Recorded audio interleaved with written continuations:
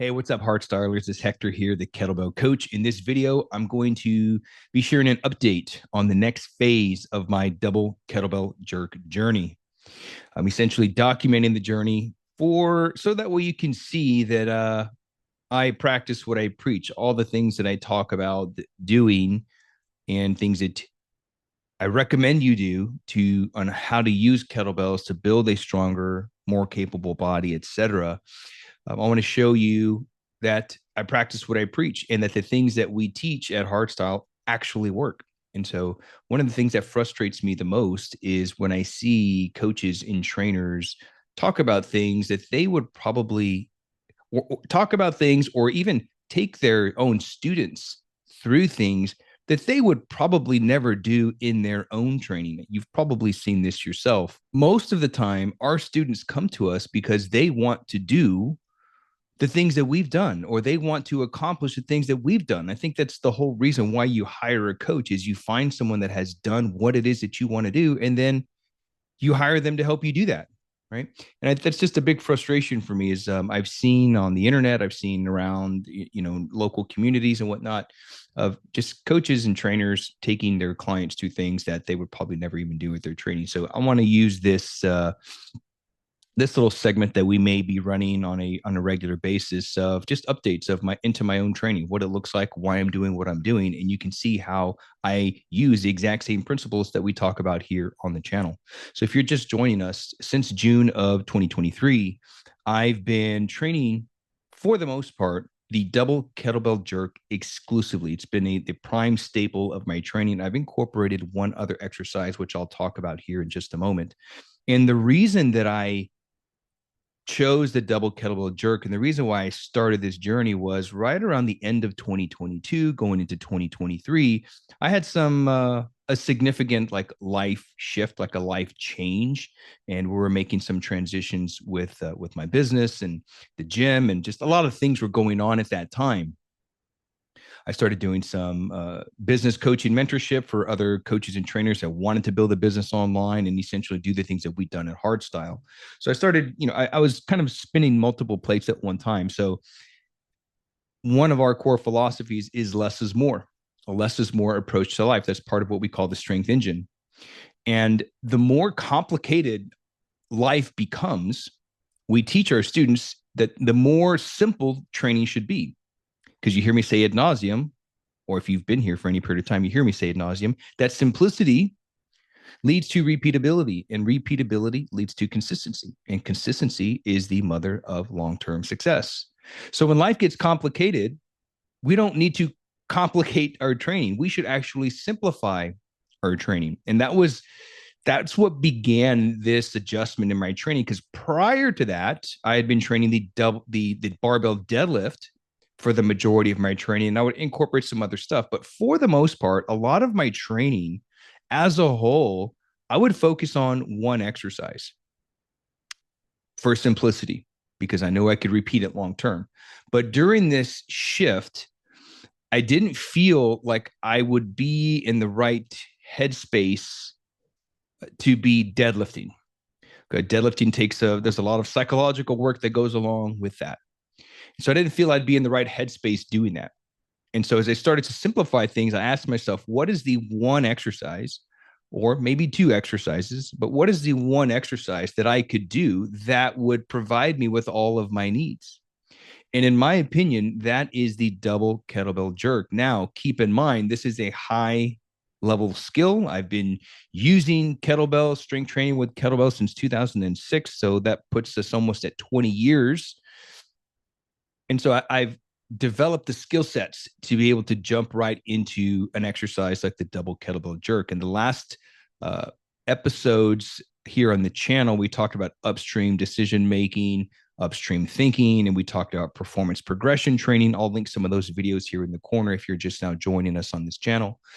What that is, and one of the key things that we addressed is many new kettlebell users ultimately end up strength training backwards. And we start with power training like jerks, snatches, swings, etc. And we end up having to work backwards because we start bumping into injuries, things start going wrong. We need to address mobility, stability, or whatever. And so I just share that. If you're new here, don't jump right into the double kettlebell jerk. You got to earn your stripes. You got to put your reps in. You got to learn the deadlift. You got to learn the kettlebell clean. You got to learn the clean and press. So you got to work your way up there. You got to do what we teach our students. It's called EYT, earn your training. And so I just want to throw that out there really quick. And so the double kettlebell jerk, I've talked about this on previous episodes. I think one of them was inside the double kettlebell jerk, which I'll link here and I'll put it in the description as well. The double kettlebell jerk addresses, if you program it appropriately, it will address the 7 fundamental movement patterns. 5 for sure, but if you train it appropriately, you can hit all 7 fundamental movement patterns. So pressing or pushing, push, pull, squat, hinge, carry, rotation, and gait, right? Single leg stance, etc. So the double kettlebell jerk addresses all those. If you want to know more about how, check out the video on inside the double kettlebell jerk, and I expand on it there. And so I was like, okay, I think that's going to give me a lot of what I need as I'm going through this. And so what I started breaking down was, what would happen? I think it's the question I asked myself. And this is the question I asked myself when I trained the double, not the double, I keep saying double. When I started training the barbell deadlift, I asked myself, what would happen if I deadlifted a barbell every single day? Is it even possible? And I don't mean using light weights. I mean training, fairly heavy barbell deadlifting. What would happen? I did a whole series on that where I deadlifted a barbell every single day for 92 days, and the results were pretty extraordinary. So I asked myself the same question: what would happen if I just trained with a pair of 24-kilogram kettlebells? Kettlebells have become mainstream, but the thing that made kettlebells very interesting when Pavel Tsatsouline came and brought the kettlebells to the U.S. in around 1998, turn of the millennium, what made them sexy was you didn't need a lot of kettlebells. You needed 1, maybe 2. And the Glock, the Glock of the kettlebells for men is a 24. Like, you will never, ever outgrow a 24-kilogram kettlebell. And if you think that you can outgrow a 24-kilogram kettlebell, number 1, you're mistaken. And number 2, you just don't know what you don't know. So the 24-kilogram is my weapon of choice, if you will. Anytime we go traveling, when we go on vacation, I take a 24 with me. Sometimes I'll take 2 24s with me, depending on what I'm doing. But if I want to keep things super simple, keep the load light, take a 24. You can do a lot of things with a 24-kilogram bell. So then I asked myself, what would happen if I trained with a pair of 24-kilogram bells exclusively for a year? So then the question after that was, well, then what exercise would I do with that could give me everything that I need in one package? And the answer to that was the double kettlebell jerk. And then I incorporated the kettlebell snatch. And so those were the 2 exercises that I trained side by side for about 6 months. But after the 6 months, I dropped the snatch, and I've just been working on the double kettlebell jerk.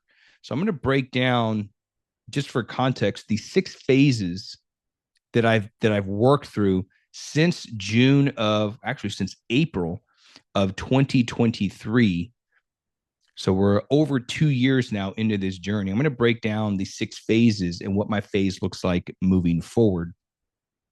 So phase 1, and I don't have a set number of phases. This is just like, as I continue, this might end up in like 12 phases by the time I get to my end goal. And my end goal is to be able to do, my goal is 90 double jerks with a pair of 48-kilogram kettlebells, so a pair of 106-pound bells, in 48 minutes on my 48th birthday. So 48 by 48 by 48. Actually, the time frame is really 45, but I'm going to go with 48 just for alliteration. And so that's a huge goal. I've never done that ever in my life. I'd never even done a full training session with a pair of 40 kilograms. I mean, I've incorporated sets with a pair of 40s, but I've never even trained exclusively with a pair of 40s.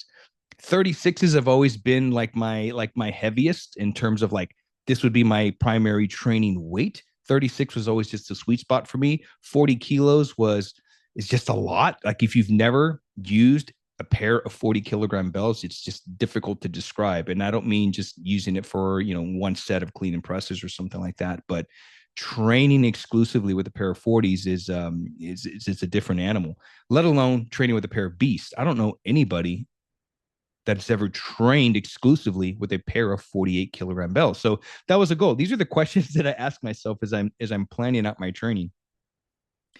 And so that's my goal. Okay. So between now, this is my sixth phase of the training. And I'm not sure how many phases there will be, but that's just where I'm at right now. So I'm going to break down these phases so you can see what I've been up to, and you can see how the training has evolved and where we're going to be moving forward. So the first phase was about 2 months, and my focus was on volume accumulation.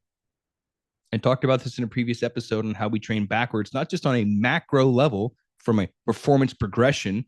We start with power and then we end up having to work on our mobility, but we also train backwards on a micro level. We get too focused on intensity first. How heavy should I go? How much weight can I lift? Because we hear, influencers say, well, you got to train heavy, you got to lift heavy weights. And that is true to an extent. So we start with intensity. And then as we start lifting lots of heavy weights, then we try to focus on density, like how much more work can I do more work in this certain time frame? And what happens is we become inconsistent because we're training backwards on a micro level. And we start running into little injuries and setbacks, and those things are hard to repeat. So therefore, you're not as consistent. What we want to do is we want to flip that upside down, and we want to focus on building volume, building your skills, really, literally putting your reps and getting your reps in. So volume accumulation. That will allow you to train long-term. That will allow you to train for longevity. Strength is built with volume long-term. And the whole idea there is consistency, right? In Strong First, we call this the continuity of the training process. Is one of our core steps, one of our core pieces of program design. So continuity of the training process. So that's what I focused on in those first 2 months. And that started in around April of 2023. And so what this looked like in those first couple of months, the double jerk, I was doing training just Monday, Wednesday, Friday with a double jerk. Tuesday, Thursday, Saturdays, I was working on the snatch. So I would just work on one skill, just one at a time. We've talked about this in our 5 rules of discipline, developing one and working on one thing at a time. So I'm following the same principles here. So double jerk on Monday, Wednesday, Friday. Whenever you're building out your training, you want to have more constants than you do variables. You don't want to have a lot of moving parts, right? This is one of our core tenets of the strength engine. Fewer moving parts. Because if fewer moving parts, we talked about simplicity and complexity. Fewer moving parts allows training to be more simple. So example would be using the same weight. Don't worry about using all these different weights. Using the same weight. Training on the same days of the week. Training at the same times. If you have a time that just works best for you. For me, I like to get my training in before I pick my kids up at school. So I try to get my training in around 10 a.m. This is why you always see me out my front yard, doing it in my front yard. I'm actually in the middle of updating and building our studio, our new studio here. I'm building one out here at my home. And so in the meantime, I got to do it out in the front yard. But training at the same time a day, if possible. Using the same weight. Using the same number of repetitions. And then you want to have one, maybe 2 variables. So the variable that I had, so the consistency, not just from the standpoint of being consistent in doing your workouts, but consistency in the actual planning, doing the same reps, train same day, etc. Right? Same time frames. So consistency in all levels. So for me, I was using the same exact weight, pair of 24s. I was doing the exact same repetitions, sets of 3. And I was training more or less at the same time. The only variable that I had was the volume. On day 1, I would do 30 minutes. Day 2, I would do 36 minutes. And on day 3, I would do 44 minutes. On average, it was about an hour and a half-ish, less than 2 hours per week for sure. About an hour and a half or so working on the jerk. And it allowed me to work on my skills, and it allowed me to just really get my volume in. So on those days, sets of 3, when I was doing 30 minutes, 36 minutes, 44 minutes, I was doing 90 double jerks, 108 and 132 double jerks respectively. And so it's a quick way to get in a lot of volume. And the reason why I chose sets of 3 is because it will take, depending on how fast or how slow that you're going, but if you keep a steady pace, it will take you about 15 seconds to do 3 double jerks. And at this point, I was doing them on the minute. So I would do the set of 3 on the minute. And that's how I was able to get in 30 sets, 36 sets, 44 sets. And I was able to maintain that on the minute because the weights were relatively light for me. I wasn't training with a pair of 36s on the minute. It's possible, but very, very difficult. And I didn't want to make things difficult for me at the time. I'm just trying to get in consistency here. And so the reason why I chose that set of 3 was because I could do it in 15 seconds. And anything beyond 15 seconds, you're no longer training power. You start getting into glycolytic training and aerobic training, anything beyond a certain number of repetitions and time under tension. So I wanted to make sure that I was training pure power. And then as I was doing this over time in that session, I was walking back and forth and just getting my steps in recovery. You stay in an aerobic zone as well. So you're getting in what we call alactic and aerobic, or ANA training. So that's what the jerk looked like. The snatch, very similar. What I did was I used 3 weights, but I just used 1 weight at a time. Same thing, following one discipline, building one thing at a time. So for the snatch, I was training on Tuesday, Thursday, Saturday. Same time frame, 30 minutes, 36 minutes, 44 minutes. So even for that, the consistency stays there, right? As many constants as possible. And then I would use the same weights. The only thing that would vary would be the volume, and this time the volume and the repetition. No, actually just the volume, because I would do the same sets. Yes, I started with a 16 kilogram, which is very light. And I would do sets of 7 on the minute for 30 minutes, on the minute for 36 minutes, on the minute for 44 minutes. And I would do that whole week. I would do sets of 7. So Tuesday, Thursday, Saturday. And the volume that I accumulated you'd be amazed at how much volume you can accumulate with the kettlebell snatch. On day 1, I would do 210 snatches. Day 2, 252 snatches. And day 3, 308 snatches by training on the minute with a set of 7. Then after that, after week 1, week 2, I would move up to sets of 8. And it would be consistent. Everything would stay consistent all of week 8. The only thing that would vary would be the volume. But the volume kicked up. Why make this adjustment? Because ideally, we want our volume to vary 20% plus or minus from session to session, week to week, month to month. So if you look at why 36, why 30, why 30, 30, why 30, 36, and 44, because the difference, the variability between those sessions is 20% change. And so if I'm going from week 7 to week 8, well, I want there to be a 20% increase in volume. So I would go up to sets of 8. And that little 1 rep increase would start to increase the volume by 20%. This allows you to make big strides in your progression, but also it keeps you safe. It allows you to stay fresh. So sets of 8 resulted in 240, 288, and 352 snatches respectively. A lot of volume. The next week, I would move up to sets of 9. This was a 16 kilo. Sets of 9, 270, 324, and 396 snatches in a session. A lot of volume. And so a few things had to adjust as I was doing this. So again, I'm not only am I working on building volume, but I'm also building my skills. Because the goal is for those sets of 7, sets of 8, sets of 9, is to get it done in 15 seconds. So that's why I stop at 9. I start at 7 and stop at 9, because at 7 and 9, I can do those snatches and I can still get them done in 15 seconds. And to do 9 snatches in 15 seconds, you are moving quick. Your speed is high and your cadence is high. It's a quick lockout, and then you're pulling it right back down into the hips. So you're moving very, very fast. By virtue, right? The nature of load, we talked about this on our previous episode. The nature of that loading parameter, heart rate was up through the roof. Like I'm working on cardiovascular endurance just by manipulating the nature of how I'm loading my skeletal system with the snatch. And you're getting a lot of work done. Heart rate's up, and it's maintainable because I'm only using 16 kilos, so it's light enough. I'm getting stronger, and I was getting really lean at this time too. All my diet, I mean, my diet was locked in. I think I was on 75 hard at this time as well, and I mean, just things were great. Training was simple, and I, was training 6 days a week. It was awesome.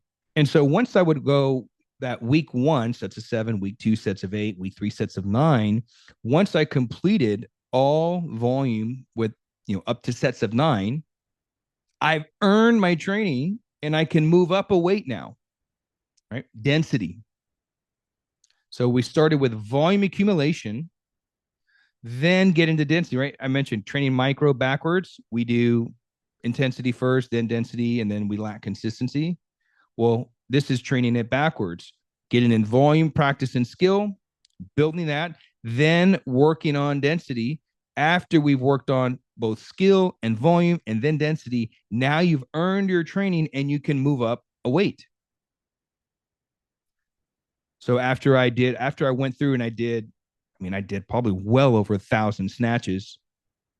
I earned my volume. I've earned my training. Then I would move up to a 20 kilogram and I'd repeat the process. 20 kilograms, sets of 7, 30 minutes, 36 minutes, 44 minutes on the minute, sets of 8, sets of 9. Once I've done that, and if I can complete sets of 9, I actually think I had to repeat one of the weeks a couple of times because 352 snatches, sets of 8 with a 20 doesn't sound much, but once that volume starts to creep up, my hands started getting really tender, and I wanted to make sure that I could do it all without my hands getting tender. So I think I had to redo sets of 8 twice with the 20 kilogram before I moved up to sets of 9. Really just making sure that I'm earning that volume and earning the right, if you will, to move up to sets of 9. And then eventually I did all sets of 9 with the 20. And then I moved up to the 24, and that's where I stopped. The reason why I stopped at 24 is because in order to maintain power, depending on your body weight, you want to, in order to maintain the same speed and power outputs, you want to train with roughly 20 to 30% of your body weight. Anything beyond 30% of your body weight, just depends on the individual, you're pretty much no longer training power because it's going to be too heavy and the load's going to be moving too slow. And you want the speed between each rep, the speed within the rep. So speed and cadence are not the same thing. I talked about this in, I think, my 4 steps to your first 5-minute kettlebell snatch test. Speed and cadence are not the same thing. Speed is how fast you get the bell from, let's say, the back swing to the top. The speed within the repetition, that speed. How fast can I get it from the ground to the top? Cadence is the speed between each repetition. So how long I'm pausing at the top before bringing it down. And so as you move from 7 to 9, both speed and cadence are increasing. But you can do sets of 7 and only work on speed, not cadence, right? So I can quickly snatch the bell overhead, pause, hike it back down, snatch it overhead. So I'm working on speed, not cadence. My whole point of that is once you start getting above 30% body weight in weights, the weight's not going to move that fast, like a barbell deadlift. The intention when you pull a barbell off the ground is to pull it as fast as you can. The goal is speed. It's just not going to move very fast because it's heavy. Same thing with a press. The goal is speed, not going to move very fast though because it's heavy. Well, in the context of the kettlebell snatch, we want to move that weight very fast. And once you start getting above 30% body weight, it's not going to move very fast. And the goal there is speed and power throughout each and every repetition. And so that's why I stopped at 24 kilogram. And I would just, and then after that took several months I think they took like a good 6 months for me to work through all of that. And then eventually that dropped off and I just stayed with the double jerk. And so that was the first 2 months, just working on volume accumulation, working on practice. That led me into phase two of the training. And I only did phase two for 1 month. Phase two was, again, volume distribution, but I started working on skill stacking. I've talked about this in previous episodes on skill stacking, working on one discipline at a time, working, trying to focus on improving one thing at a time. But what I incorporated here was I started working on a concept called Russian rest pause. I didn't create this concept; it's something the Russians have been doing forever, and I talked about this in the previous video. Is traditional rest pause is like you would do. Let's say the clean and jerk. Okay, I clean it, I jerk it, I put it down, I shake it out for 5 seconds, and then I clean it up and jerk it again, and you would do whatever prescribed number of repetitions that you have. Well, the Russians, as you know, the evil Russians that they are, it's you're holding the belt in the rack position. So you would clean, jerk, either rest here or rest in the rack position, whatever time it is that you would rest, and then you would repeat the cycle. Okay, so I'd work on rest pause, and I was doing the whole cycle. Like the first week, I was doing on day one, I would do just jerks on day one, and I would do sets of eight, just jerks, rest pause. And my goal was to take the entire minute to do the set. So trying to take the entire minute to do each set. Day two, I would do rest pause with the long cycle clean and jerk. And so just like I mentioned, clean, jerk, bring it in, pause. And I think I was only resting to, I don't know, maybe 5 seconds, and for me to complete it for the whole minute. And then day three was long cycle, sets of 8, no rest pause, just pumping them out, long cycle, clean and jerk. I did that for a month, just something to change things up a little bit, right? To change the environment. I talked about the importance of changing environments. And I did that for a month. I planned out the volume for the month. I did that for a whole month.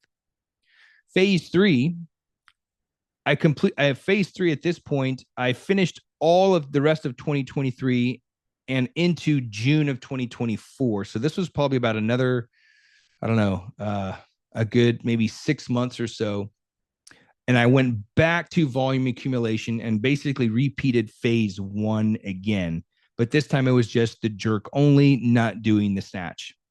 And at this time, I'm only using the 24. So from essentially April of 2023 all the way through June of 2024, just for 1 year, I trained only with the 24 double jerk, and the snatch was in a brief period there, 16 to 24 kilogram.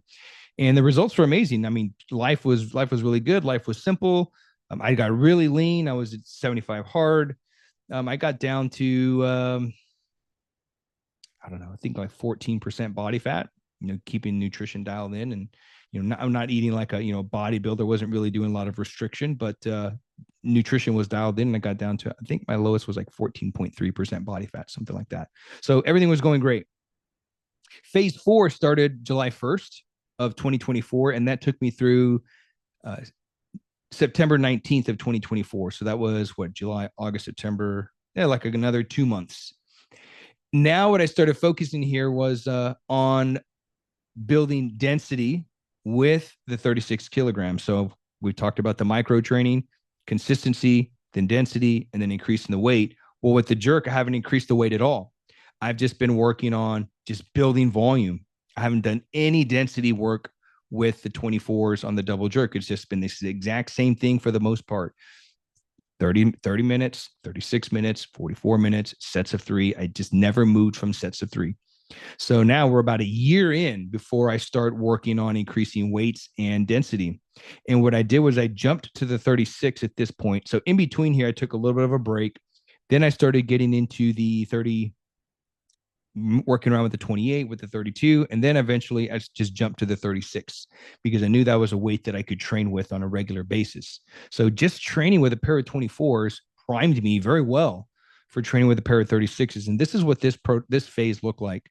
I was training Monday, Wednesday, Friday, the exact same consistency. Day 1 was 30 minutes, day 2, 36 minutes, day 3, 44 minutes. But I started with singles. And so what I did was I would set a timer for 30 minutes and I would just do one clean and jerk for 30 minutes. But I wasn't doing it on the minute. When I felt ready to go, I went again. And so I think at the end of my first session, I did, I think like 19 or 20 reps. So basically 20 sets in 30 minutes or so. And then on Wednesday, I do the exact same thing. Sets of 1 for 36 minutes. On Friday, sets of 1 for 44 minutes. So that was my baseline, setting my volume. That was my baseline. The following week, I worked on density. And I would set a goal to increase volume by 20%. Remember, I mentioned earlier, we want to ideally increase volume by 20% on a session-to-session and a week-to-week basis. So from session to session, I had covered because it was 30 minutes, 36 minutes, 44 minutes. But then on a weekly basis, what I did was I tried to get more repetitions in the exact same time frame. So I think I'd set a goal. I had did 19 and the goal I set, I think was like 25, 26, which I completed. And then by virtue of the nature of increasing that load, I did more work from the week before. Once I did the first week of baseline, the second week of density, that's 2 weeks on singles. The third week, I'd move up to doubles. Repeat the process. Sets of 2, 30 minutes, 36 minutes, 44 minutes. Week 2, the week after that, set a goal of 20%, repeat. Then eventually I finished with sets of 3. I wouldn't go above sets of 3 because, again, I was trying to keep this within 15 seconds of each working set. And that took a good, 6 to 8 weeks of me working through that. And then that led me to phase 5. Phase 5 was October of around the 21st of October, 2024, all the way through May of 2025. So now we're heading into this calendar year.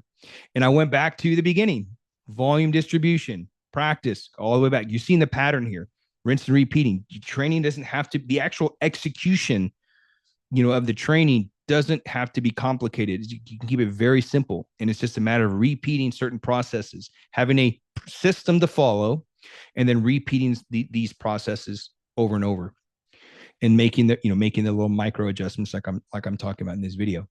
So volume distribution. So now that I've built volume and I've accumulated volume now, because you can't just keep accumulating volume over and over. Like you just can't say, well, if I did 36 minutes, 44 minutes, what if I go to 35 minutes? Like you just can't keep accumulating volume. Eventually you hit point of diminished returns. So eventually you got to make changes. And that's why you see these phases. There's things changing so that I don't get stagnant. So phase 5 was volume distribution, distributing the volume. So at this point, I had accumulated, like 18, I think it was like 15 to 18 months worth of data. I knew what I was capable of doing. I knew exactly to the repetition how many jerks I was doing in a month, how many snatches I was doing in a month. Like I'd accumulated all of the data that I needed to make the next adjustment for my training moving forward. And so now that I know how much volume I can do, I can start taking that volume and now incorporating multiple intensity zones. So not just training with the 36 or the 24, but incorporating other weights along the way. That will help you stay fresh. It'll help you work on peaking your strength to start prepping for other cycles. And so for me, during this phase, I was training with 32, 36, and 40 because that represented 72, 81, and about 90% of a 1 rep maximum. And I didn't really test a 1 rep max. I just estimated, okay, I know I can do multiple reps with the 40. We'll just say the 44s are the pair of 44s are my 1 rep maximum clean and jerk. And if you were to take that 72, 81, 90%, this isn't exact, it's actually lower, but the average weight lifted would be between 75 and 81% relative to my 1 rep maximum. And so for month 1, the majority of my volume was with the 36, had a little bit of 32 thrown in there for recovery, but then I had some volume with the 40 because at this point, I'm already a year in to training. I got to start thinking long term, like, okay, I'm already a year in. I gave myself 3 years. I started this whole journey when I was 45, when I made this goal of doing it with the 48. So I was like, man, okay, 1 year's already gone, 2 years, man, I'm going to blink and it's going to be here. So I got to start working on getting this 40 incorporated. And so out of that volume, I think I started with 500 reps for the month. I'd done well over 1,000 reps with a pair of 24s, and I had incorporated, almost 1,000 reps with a 36 the previous cycle. And so I was like, okay, I need to start incorporating the 40. So the majority of the volume was 36. Recovery volume was with a 32. And then I had, I think that first month, where are my notes here? My first month, I had 10 lifts with the 40. And I would incorporate that in throughout that whole entire month. Each week I had a set number of lifts. Like, okay, on week 1, I'll work in 2 reps. On week 2, I'll work in 3 to 4 reps. And once I did my 10, then I was done for the month. Month 2, I increased that to 15 reps with the 40, but I allocated 5 of those reps with a pair of 44s that I would incorporate throughout the month. So almost 1 per week. Sometimes it was 1 and then 2 and then none. After the first session, I was able to do the jerk, the first 1 jerk with a pair of 44s. But after that, it was too heavy for me. Meaning, yeah, I can probably muscle up and do these 44s, but they didn't feel powerful. I didn't feel like I had good control. Like my technique just wasn't where I wanted it, like I had it with the 40s and the 36s. So I pretty much just like wiped the 44 out, took the remaining 4 reps and just added them to the 40. So ultimately did 14 reps for the second month and only 1 rep with the 44s. And that's where I stayed. Month 4, I went up to 20 lifts with the 40s. And then month 5 that I closed out, I did 50 reps with the 40 scattered throughout the month. So this is 50 reps scattered throughout the month, not in one training session. And that has led me to phase 6. And that's where we're at today. Phase 6 is something that I'm calling immersion, training with the 40 kilogram exclusively. And so what we're doing here is we're changing the environment and we're shifting to the 40 kilogram. I covered this in our last episode on 2 upstream decisions to make when not seeing progress with your training. So what we're doing here is we're addressing asymmetries. We are setting a baseline of training, and really we're acclimating to the 40 kilogram and so the reason for this transition is because in order to do the thing, in order to train with the 40s and 48s and whatnot, like you got to do that. Like you got to incorporate more weight. So the only way to attain the thing is to do the thing. I needed to dive into that weight with that 40, and it needed to become my primary, training weight. So there's this concept that I've talked about in the channel before of hormonal and exercise induced responses to like building endurance. I covered that in videos on like kettlebell complexes and how you should train for like BJJ. I'll link those in the description below. But essentially, like to get better at snatches, you need to do snatching. Right? So a hormonal induced. So if we look at jujitsu and let's say traditional cardiovascular training, whether it's kettlebells, running, doesn't matter. If I'm trying to improve my endurance for jujitsu and I'm trying to peak my endurance for jujitsu, you can enter whatever sport you want to enter here. I need to train jujitsu because when that fight or flight response happens, when that hormonal response happens, and I've been trying to peak my endurance by running hills, doing sprints, doing kettlebell snatches, that's not going to carry over because those are exercise induced responses to building endurance. Ironically, those are hormonal induced responses for those things. Example, if I'm trying to do a 5-minute snatch test, I shouldn't be trying to peak my endurance by doing heavy kettlebell swings. Heavy kettlebell swings will build my hip power, it will build my strength, but I've got to do snatches because I've got to take that bell way overhead. So kettlebell snatches is a hormonal induced response for kettlebell snatches, but it's an exercise induced response for trying to peak your endurance for something like jujitsu or running a marathon, whatever that is. it's a good source of cardiovascular training. But if you want to peak your endurance for BJJ, you got to train BJJ. You got to go through the positional training. You've got to meet that fight or flight stage with that specific thing. So the whole point there is, like, in order to get better at the thing, you got to do the thing. Okay, so to get better at snatches, you got to snatch. To get better at BJJ in terms of improving your endurance and whatnot, obviously skills, technique, you got to do jiu-jitsu. Okay, so to build volume with a 40 kilogram, like, I need to build volume with a 40 kilogram. And so that's this next phase that I'm moving into, is not trying to, but making the 40 kilogram my primary training weight. I can't be dabbling anymore moving forward with the 32s. I mean, I could probably use those. I do use those as a warm up. Like, I'll get started with a pair of 24s. I'll do 3 jerks. Then I'll do a pair of 28s. That's a specific warm up. I wrote up a blog article, which I'll include in the description, on general warm-ups versus specific warm-ups. So that's the specific warm-up to get me ready for the jerk. And then I get into the 40s. Okay. But those can't be parts of my training at this stage. And what this is going to do is this is going to create a new set point. What does this mean? Our brain is designed to keep us alive, obviously, but it's to keep us safe. It's to avoid pain, seek pleasure, right? That's kind of the whole idea of, that's what our brain is trying to do 24/7. And so it's always trying to maintain homeostasis, a safe point. So if we look at like weight loss, this you may have experienced this.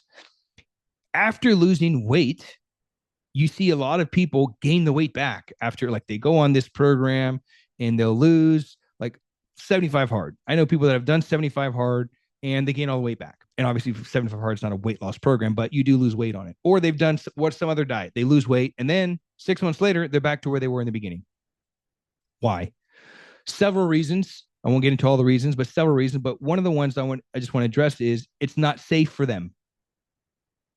They've reached their upper limit. Gay Hendricks talks about this in his book, The Big Leap. Once you reach a state where your brain perceives danger, like it's not safe, this is a new territory for me, I don't feel safe here, you will do something subconsciously to sabotage yourself and to get back to a state that is more familiar. So if you're at 250 pounds and you lose 50 pounds in 6 months, 3 months, 6 months, that's new territory for you. And so if you don't work towards maintaining those results that you have attained, literally, your brain will go to work to find that weight and put it back on. It's like anything. When you lose something in life, what do? You go looking for it.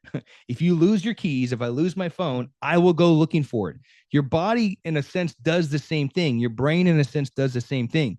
If you lose a lot of weight, or if you lift a lot of weight, you make this big progression, it's new territory. It's unfamiliar territory. Your brain will help you to find that and put it back. So what's the solution here? We have to set a new set point. So in the context of weight loss, fat loss, you got to set a new weight set point.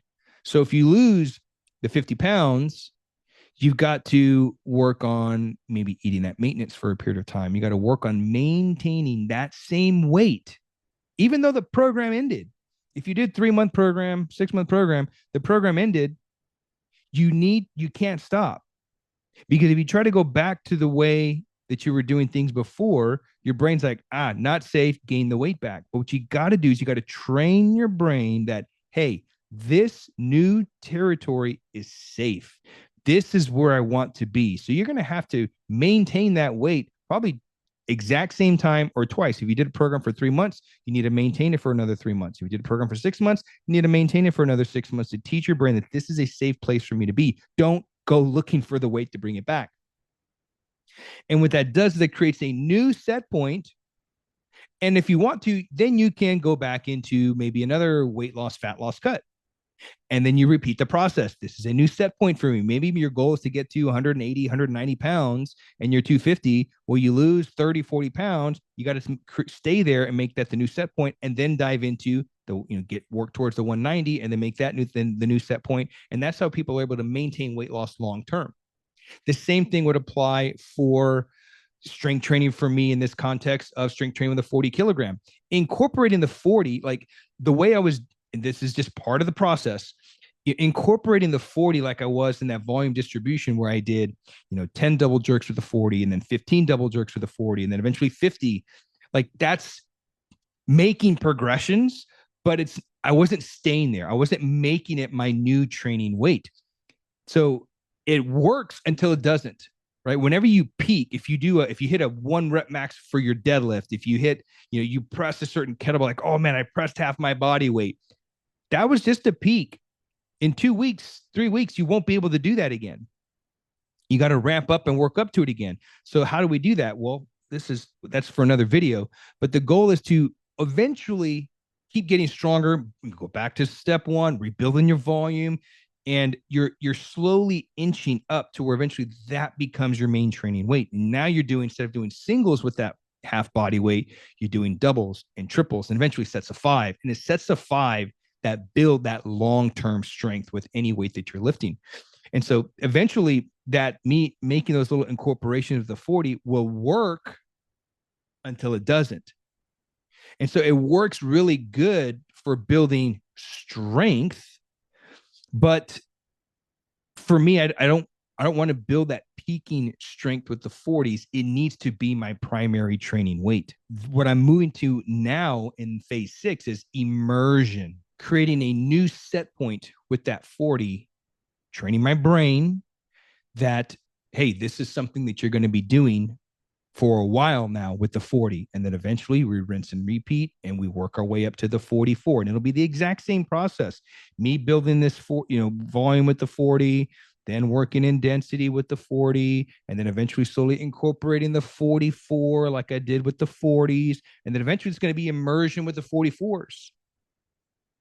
And it's a rinse and repeat process. And eventually the goal will be working towards the 48. So what we're doing in this video, this phase here is, and I'm probably going to do this for a week or two, is just changing the nature of load, which we covered in our past, it was part 3 of our upstream series, moving down the performance progression pyramid to move forward.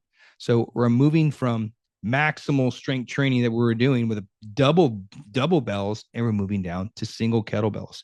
And what this allows me to do, what this will allow you to do, if you've been using double kettlebells for any period of time, is it will allow you to address asymmetries. In this session, I've got a lot of different compensations. Like I noticed that my hips were shifting on one side. I was losing balance. Like we don't realize the compensations that we can develop when we are symmetrically loaded with whatever weight. If you're doing barbell back squats or deadlifts, that's bilateral movements. We're not really training unilateral. And so single kettlebell work, as I mentioned in performance progression training series, the nature of that load allows us to work on stability. And it primes us to move back up the performance progression pyramid when we're ready. So the nature of single kettlebell training builds stability. You can stay under tension longer. So if you want to build some muscle, that's a good way to do that too. But essentially what it does is it resets the system and it primes you, and it's going to be priming me for the next phase of training, which is moving back up to double 40 kilograms and making those my primary training weight. So that's all I got for you today. This is the next phase of my double kettlebell jerk training. If this was helpful, if it sparked any thoughts, leave them in the comment section below. And I appreciate you watching. I'll see you on the next episode. Peace.